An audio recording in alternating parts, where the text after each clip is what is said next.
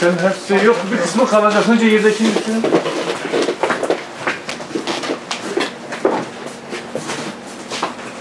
Bir şey kuracaksınız. Şimdi sırayla geçsin. Şöyle.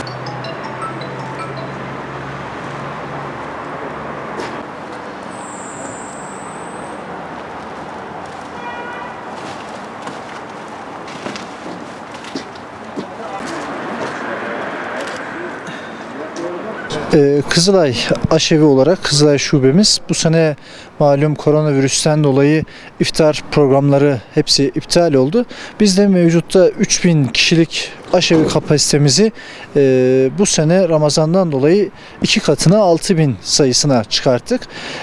Ramazan'da 30 gün boyunca ailelerimizin tamamına İftarlık yemek, sıcak yemekler, bunun yanında sahurluk malzeme, yani sahurluk malzemenin çeşitli bir şekilde reçel, zeytin, helva, peynir olarak vereceğiz. İnşallah da tam Ramazan'ın sonunda da bayram şekeriyle Ramazan'ı sonlandıracağız. Bu sene malum birbirimize gidip gelemeyeceğiz. Aynı masada, aynı sofrada bir araya gelemeyeceğiz. Biz de soframıza ikram edemeyeceğimiz, soframıza buyur edemeyeceğimiz insanlara kendi yemeğimizi, Kızılay'ın aşevinin yapmış olduğu yemeği, tabii bu bağış şeklinde, bizlere vatandaşların bağışları şeklinde yapılan bir yardım. Bizler de aşevi olarak 6000 kişiye Ramazan boyunca yemek yardımında bulunacağız. Buna ek olarak valilikle beraber, tabii bu planlamanın tamamını valilikle beraber yapmaktayız. Vefa Sosyal Destek Grubu ile beraber 65 yaş üstü vatandaşlarımız, evden çıkamayan vatandaşlarımıza yemekleri ulaştırıyoruz.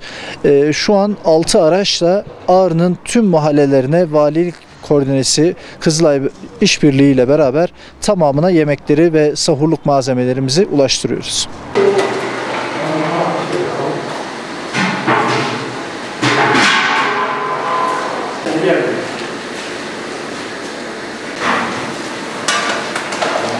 Abi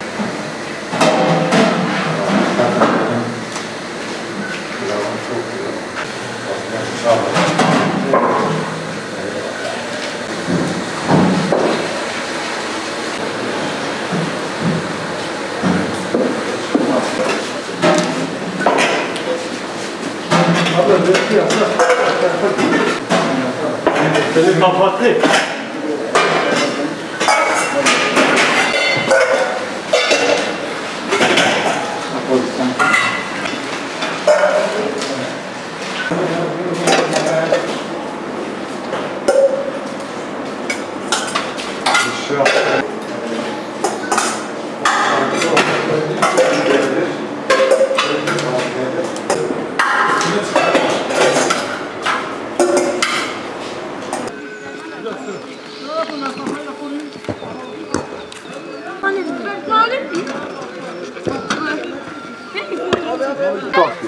Çok güzel.